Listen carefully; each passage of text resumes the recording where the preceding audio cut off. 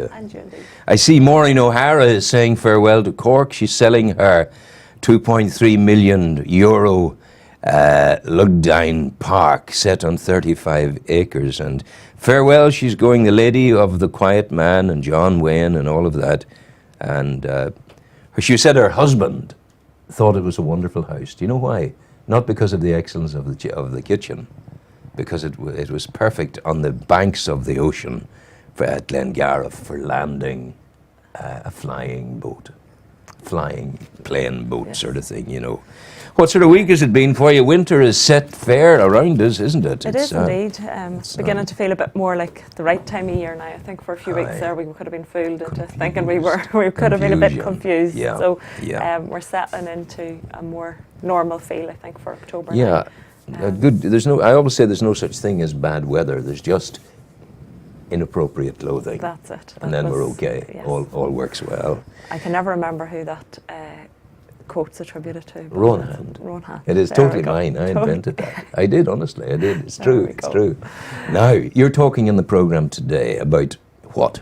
Winter well-being. But the programme is, of course, Destination Wellbeing, 3 o'clock Thursdays. Yes, 3 o'clock on Thursdays, and then we repeat on a Tuesday. So, but today's programme's on just, I suppose, raising maybe a few thoughts or planting a few seeds around winter well-being and the types of things that we maybe need to think about a little bit more in the winter months, that we can sometimes rest easy on our laurels in the summertime when there aren't coughs and colds and sniffles, or as many of them about. There are always, of course, some people who will catch things that are going about. But the winter time, obviously, we really need to be working on our immune system and making sure that it's up to scratch, and particularly, you know, not to scaremonger or anything like that, but every winter brings different viruses and different things that we need to be thinking about. And, you know, Ebola's in the news at the minute, and there's lots of different things. But really, if we take responsibility for our health and it's an interesting phrase,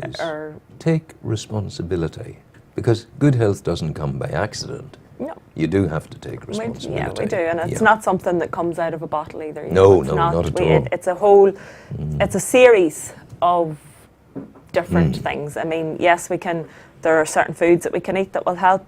We can exercise, we can make sure that we're getting the right amount of sleep, and we can also maybe look at vitamins and minerals and things like that. But generally, it's an all-round package, and stress.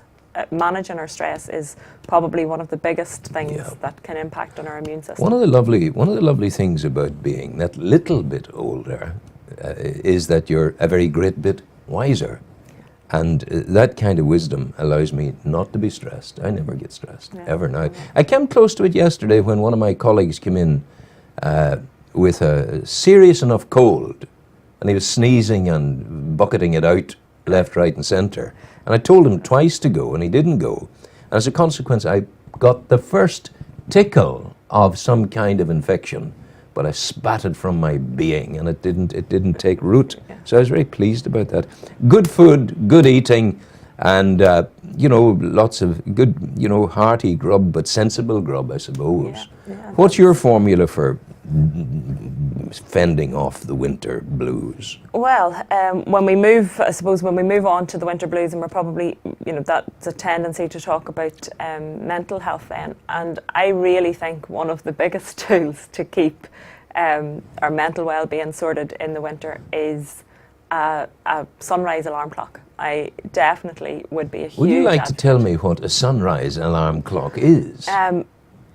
It's an alarm clock that brightens from about half an hour before you're due to actually get up. Not ideal, obviously. The ideal scenario is to be able to stay in bed until the sunlight naturally wakens us, and then we get up. Yes, of course. Goodness gracious.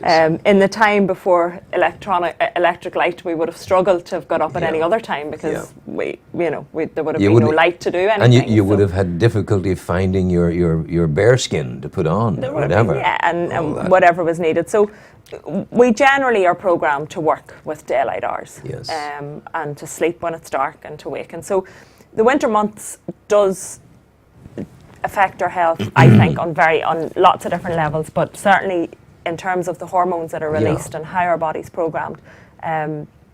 For me, you know, we're designed really to to be hibernating Yeah. at this time of year and to be slowing down and taking things easier. 21st century living doesn't lend itself to that. You know, we have to operate the same 365 days of the year. And Are you an old hibernator at heart? no, I think I am, I suppose, what's the name of it? A seasonal adjuster. I do think it's important that, I don't know whether that is even a term, but it's one I've invented this morning. But I do think we should, for optimum health, and I don't do it all of the time, but I would try to be aware of adjusting myself and what I'm doing to the seasons as best I can. So, as I say, given that that's not possible, I mean, it's not possible to stay most of the time into bed until, you know, until the sun decides to make its appearance. But the alarm clock for me has been a really, really important tool. I don't have it as a sound alarm because I think that's too much of a shock to the brain. Oh, it is, of course, But I have it as a light alarm, and that gradually wakens me. So it starts from, if I was... Do you sleep in darkness? Yes. I would find it difficult to sleep in darkness. I keep, not that I'm frightened of the dark, but I like the light, the low light on in the corner, and the World Service playing here, and I visit every news story that breaks during the night time of my sleeping. You know, I'm assuming you don't approve of that sort of thing. Well, everybody, there's, you know, what works for one doesn't necessarily work for the other. And if that has been, you know, that's something that you've become accustomed to for many, many years. So it's probably your normal, and that works. See, I sometimes worry that people who, you know, you're saying lie in bed until it becomes daylight. It's daylight around 8 o'clock or something like that now, 7:30. People lying in bed for that amount of time. I see people who lie in bed, not getting up and putting the alarm on that thing called snooze. I see these as people who have mental difficulties. They don't wish to face the day.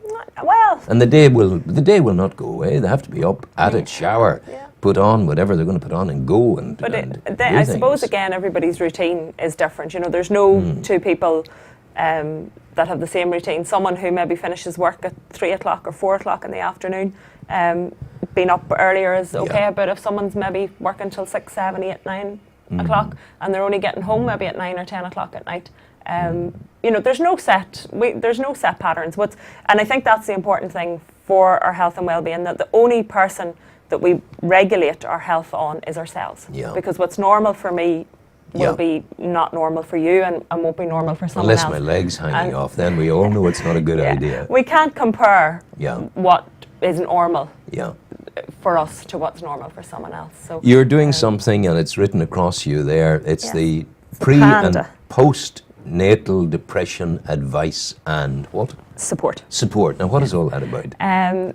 Myself and Una Kelly, who is a midwife in Daisy Hill and also runs Lazy Daisy birthing classes, and a few other volunteers as well, have set up a support group for women supporting or suffering from the effects of antenatal and postnatal depression. What are those effects? Well, they're very real, very common, and very isolating. Very, you know, because it is a time where women feel, both during pregnancy and after having a baby, everything should be great. Everything, but that's not always the case. Again, so your body's all messed up, isn't it? Body is hormonally maybe very messed up. And physically, you know, you have all sorts of things to do to get yourself back to normal. And when a woman sees the way the pregnancy has delivered herself at the end of the day, that's going to have an adverse effect on her. It has, and I think that's one of the things to remember when we actually talk about the birth of the baby and at the delivery and how the woman is at that stage, that a lot of the time in women that I've worked with or I've spoken to, postnatal depression can be confused with post-traumatic stress. It may have been a very stressful experience and a very traumatic experience for a woman, but she has a healthy baby, so everything should be okay. And how the woman is physically and emotionally isn't considered or thought about, because should be, it's let's just get on with it because this baby needs sorted, and rightly so. You know, the baby needs nurtured and protected and looked after, but so does the mummy. And that's something that maybe isn't always recognised. So women then are feeling the effects of birth generally, what, again, only speaking from my experience, that delayed postnatal depression may be that the birth may, and as I said, there's many different reasons, this is only just one of them, but that the birth was traumatic.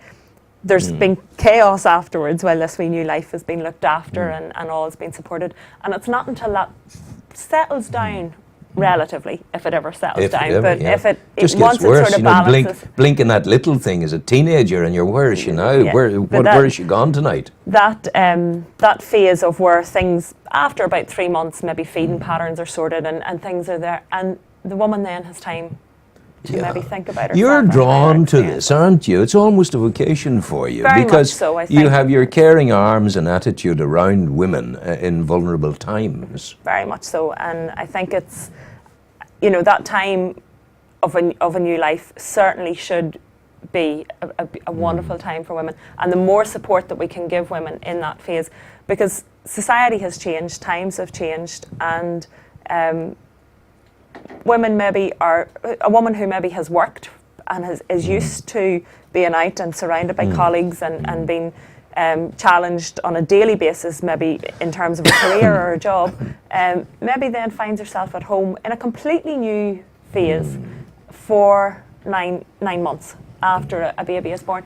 And while she may be okay, she may be, you know, at home 7, 8, 9 What hours can, you know, I suppose I should ask this, not that I'm ever going to be in this situation ever again. I've been there, done it, and got 22 T-shirts. But what should the role of the husband be? Well, in the case where there is a Flowers? husband, and we have to, well, yeah. Chocolates? I mean, I think Out to dinner? Help at the kitchen? That doesn't always lend itself. I mean, out to dinner doesn't always lend it, because maybe a woman at that point doesn't want to leave her baby. Yeah.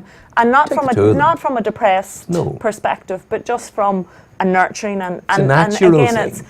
it's different. Some women need time out. Some women want to be there in the nurturing. But I think support, trying to being aware maybe is the key thing. So the husband is not a cad or an absolute boor that he's driving roughshod over everything. Just to have peripheral vision. Just an awareness, and I to think. be there. But I don't You hear just that, think lads? I don't just think that's a role of a husband or partner, because in many cases now there isn't maybe a partner or a husband there. Would you say many? You say many. Is that just a turn of there phrase, are, or I suppose is it a significant sector, well, the single parent family?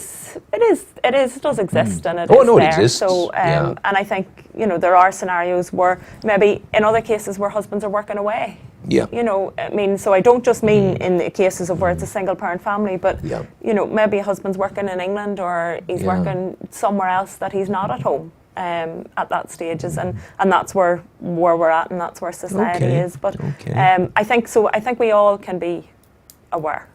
Right, and today we're going to hear more about these things on the programme. Well, today's programme's on winter wellbeing specifically, so not necessarily pregnancy related. I'm going off now to get a photograph taken, so that's why the T-shirt's on.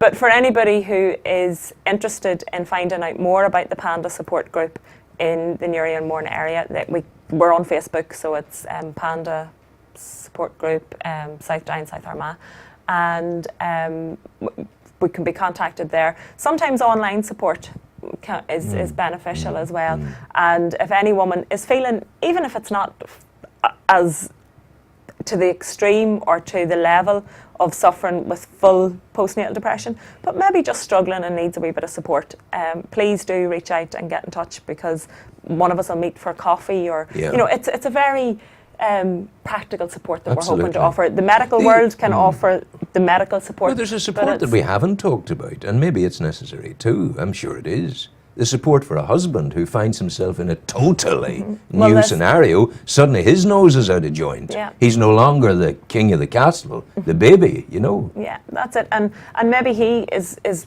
watching his wife suffer and struggling with watching that scenario too. So anybody, it is really, I mean, obviously the initial point of contact maybe will be the woman, but that doesn't have to be the case. You know, we're there to support where we can. You know, we can do so much, but we can do something, and that's okay. And we look forward. Is it 3 o'clock today? Yeah. 3 o'clock today. Destination Wellbeing. We're having a fundraising evening for the Panda Support Group in Newry Golf Inn. It's a ladies' night on the 5th, Wednesday the 5th of November. So all ladies are welcome to come along. Is that the sort of thing you go to dressed up in pink and you've got things sticking out of your head and you're all there getting drunk? What is that? Absolutely no. That's something. That's the idea. That's a hen night. I get confused. Yes, no, a ladies' They're night. dreadful things. We're going to have some shopping, pampering, well-being. There'll be refreshments served. Feet being rubbed? And, possibly? Yeah, possibly. Reflexology? And so just a general a night, and we're hoping to raise awareness of the group and also to raise some money to run the support group in the area. We wish you well. Thank you, This Ron. is Joanne Callan. I'm Rowan Hand, and now we're going to take you into the souks, the bazaars, the Casbahs, the Aladdin's Cave, the tented trading space of our advertisements. Destination Newry. We're back in moments. Hello, welcome to JFC Mobile, your #1 mobile phone shop. Hold on. Hello? Who's this? It's gone. Now, have you seen the new Samsung S3? Look at this here, touch phone, the whole lot, touch screen, the whole lot. Hold on, we'll give John a ring. Hello, John? He's gone. Don't like them phones there.